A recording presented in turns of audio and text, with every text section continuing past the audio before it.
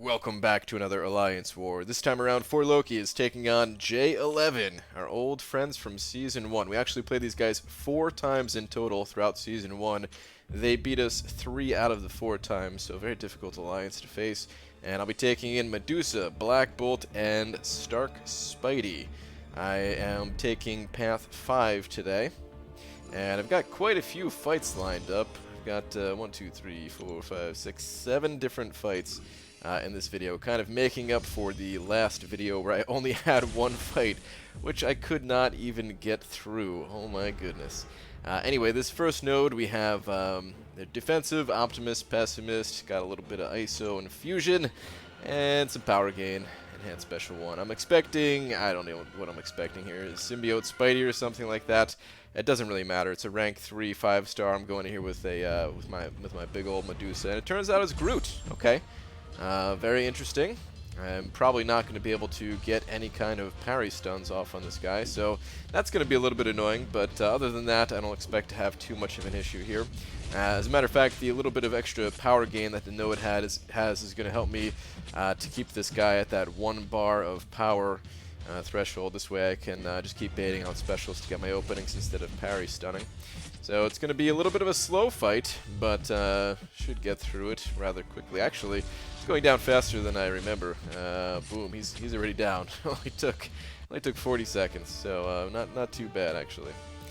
All right, but that first node is just one of those diversity nodes, so that's kind of to be expected.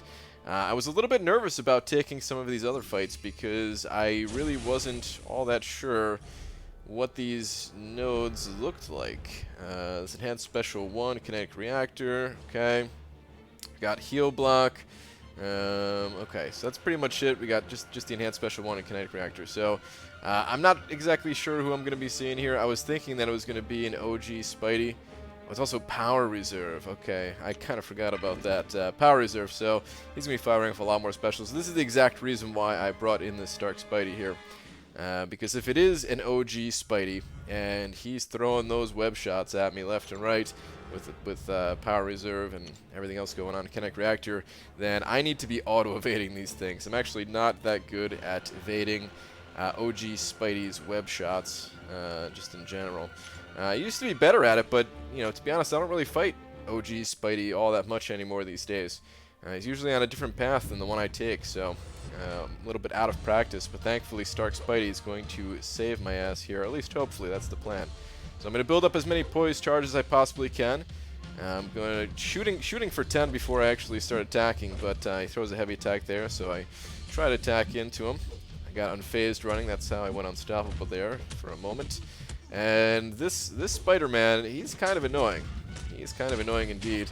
Very slippery. Must be at least decently high signature level if he is evading as much as he is here. But luckily, like I said, Stark Spidey is just going to take the wheel for me and evade these web shots on the L1.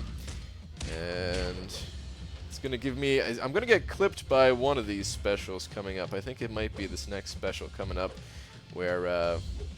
I don't know. I don't really want to blame OG I don't want to blame Stark Spidey. He's already doing so much work for me. But for whatever reason, I just could not evade any of those shots. The web shots, the first punch, none of it. But that's all right. A couple more evasions here, and he should go down the next opening I get, next chance I get, and boom, there we go. Finally able to take down that OG Spidey. Not the cleanest of fights by any means, but. You know, like I said, that's kind of what Stark Spidey's specialty is. One of his specialties, at least, is to help me out and take the wheel when I need to. That's actually the last time I need to take in Stark Spidey, so I'm not too worried about the loss of health there. As long as I didn't actually die, then pretty happy with the results. Alright, this next node up, we've got energy resistance, pessimist, masochism. Masochism's the big thing here, where you know, they're going to be regenerating some health every time I apply a debuff, or at least every 7 seconds. And I'm really not too sure who I was going to see here. I was thinking it was going to be Bishop because it has the extra energy damage. I mean, I was going to take in Medusa regardless of who I saw on this node. It was going to be Medusa from the start, but it turns out it's actually Sabretooth that I'm facing. And okay, that is no problem at all. So I'm going to just try to get my my armor shatter going here. unfortunately does not work. One of my armor breaks, kind of the timing got messed up with the masochism, but I am able to extend the armor breaks after the special one. And now he is armor shattered. Gonna get some bleeds on, which will reduce the healing that Sabretooth is getting here by quite a bit. Just need to apply a couple more of those bleeds, and he should not really be healing too much at all. As a matter of fact, no, I think I'll just take him down with the SP2. That's a wrap. Oh my goodness. Guys, have I ever told you that I really love Medusa? Like, a lot? I love Medusa, guys. Favorite champion by far. I really was not having that good of a time in Season 1 of Alliance Wars. But now that I'm playing with Medusa, oh yeah, Alliance Wars, I'm kind of on board. I like these things. Alright, this next node up is a Mephisto. You can see the 3 persistent charges there. That's how you can tell it's Mephisto versus Morningstar. If it's Morningstar, there's 0 persistent charges, so we do have Mephisto. We've got heal block if I get hit by his special. He has 50% increased power gain, and just a couple of other stat increases. I don't think there's anything else on this node. I'll scroll down here in just a moment just to double check. But I mean, Mephisto, I was kind of hesitating on this fight, just thinking like, man, is this really the best option to go in here with Medusa? Is there a better option available to me? I was trying to think about the rest of the map, see who else was available, if maybe someone would come in here with Blade. But I was kind of playing out the fight in my mind and just thinking, no, actually this should be totally fine. I should be able to shut this guy down, no problem. Let me just pop an invulnerability boost just to make sure, because I am going to I'm definitely going to try, you know, I'm going to push him to his SP3. I'm not really going to try to get around that. I'm just going to you know, push him to SP3. I'm going to try to stall a little bit, because if you notice, I can't remember the name of the debuff that he has on me right now, the Soul Imprisonment or something like that, where I can't gain any Furies. So I'm actually going to try to stall a little bit here, just allow that to tick away. This way I can start building up Furies when I do end up pushing to an SP3, which is right here.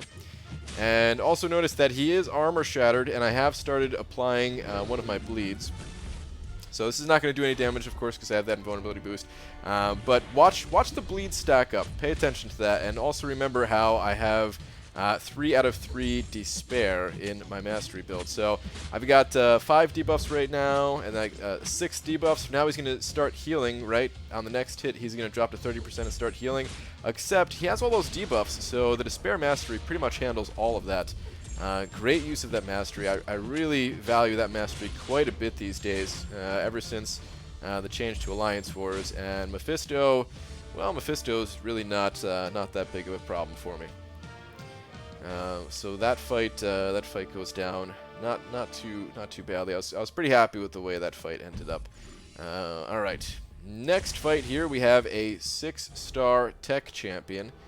And I thought this was actually going to be a Sentinel. I was thinking this guy pulled a 6-star feature champion. It's Sentinel. It doesn't necessarily need to be awakened, right? And yeah, I was pretty sure that's what it was going to be. I was just going to armor shatter and then start chopping away at the big Sentinel man. But turns out it's actually Green Goblin. So Green Goblin here is a little bit annoying. I'm not really too worried about the fight necessarily. The only bad thing about Green Goblin is I gain a lot less power than he does, depending on his passives there, between the Cunning and Madness. I think it's the Madness, if I'm not mistaken, or maybe it's the Cunning. Oh man, I can never remember. I have to read this guy's this guy's little ability page. I swear, at least once a week before going into war, just to remember which one is which. But the bottom line is one of those passive effects reduces the power gain that I'm able to get, and on top of that, of course, this node has increased power gain. Plus, you can't really punish him on his specials. So a lot of annoyances about fighting Green Goblin on this particular node, but as long as you're relatively decent at dodging his specials, it ends up being not too bad. Now I don't know if I should have gone for the armor shatter here. I kind of regret that play. The first armor shatter, maybe I should have just went with two special 2s back to back. That probably would have done it. but I was thinking I'd be able to get an armor shatter and then go for a special 2. But I just couldn't quite get there. I should have played it better. Maybe I could have just done some better power management in order to play it better. Now, if you notice, I've got the debuff on me from his specials. The actual special itself I was invulnerable to, but I did have those debuffs on me. And if you saw my willpower video, then you'll know the math behind it and know just how powerful willpower is. But yeah, again, I really value that mastery quite a bit as well.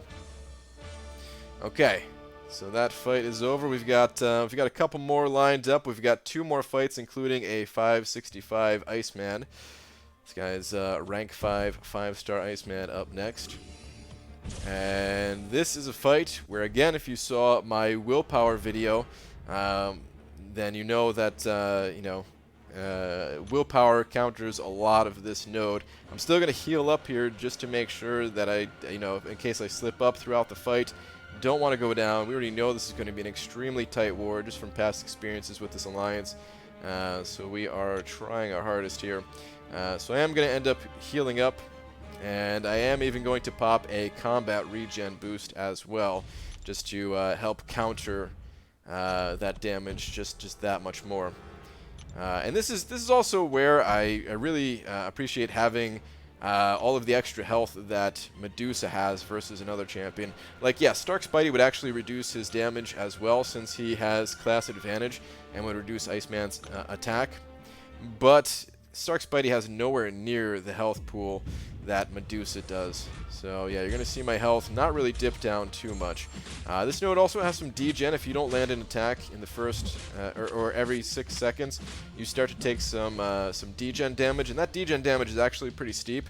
My advice, though, for anybody who is who's taking out this node is, yeah, you want to play a little bit aggressively, but don't lose your cool. If you start taking a little bit of degen damage, it's not the end of the world. It's likely only going to be for a couple of seconds, and then you can recover. I almost don't even pay attention. Actually, I really don't. I don't ever look at it. I certainly don't ever look at it. It is kind of in the back of my mind to be a little bit aggressive, but if I take some damage from it, really not that big of a deal. But anyway, you can see my health here at 83%, and I almost have Iceman down.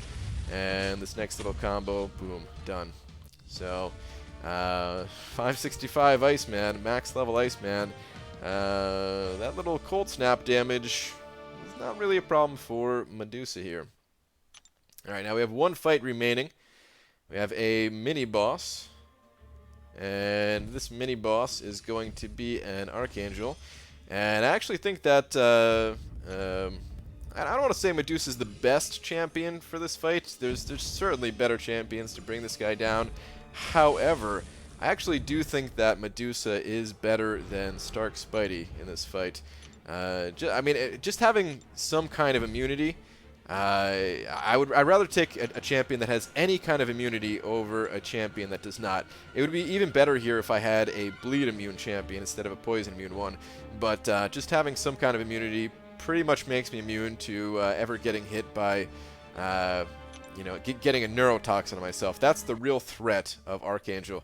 Now, he could still hit me with that special 3 and get a neurotoxin on me that way, but yeah, I'm definitely going to prevent him from getting to an SP3. That's like some worst case scenario type stuff right there. So anyway, I'm just gonna be baiting out this special 1. The special 1's not too hard to dodge. And if you end up blocking it, I also think that's not that big of a deal if you're not comfortable dodging the SP1. Just end up blocking it there. I play this fight relatively safely. I do go for a few intercepts throughout it, but other than that, you're going to see some very safe play where I'm just trying to bait out his heavy attack. I think it's the best way to get openings against Archangel is just bait out that heavy attack, especially on a node like this that has some kind of a limber. And especially when I have him over on the right side of the screen. I try to save a few of my my parry stuns if I ever get pushed back to the left where I need to land that parry. But here we go. Gonna get a couple of intercepts in here. And he's almost dead. And another special 2. This combo should do it. And there we go. Archangel is down. So Archangel, of course, not really known for being the best defender, but still, he can sneak in there and get a couple kills on you if you're not careful. That's the one thing about him is that, you know, like I was saying, if you can get hit with one of those neurotoxins, man, it's hard to come back from a neurotoxin. Alright, so that is it for my participation in this war. A little bit different than my last Alliance war, where I was just getting absolutely slaughtered by Iron Man. We did go on to win this war versus J11. Good war to you guys. I'm sure we're going to be facing each other again. We always do. And at the end of this video, I'm also going to post a link to the willpower video in case you missed out on that one, so you can check that out if you want to see the math that I was talking about. But that's going to do it for this video. Thank you very much for watching, and I will see you guys in the next one. Take care.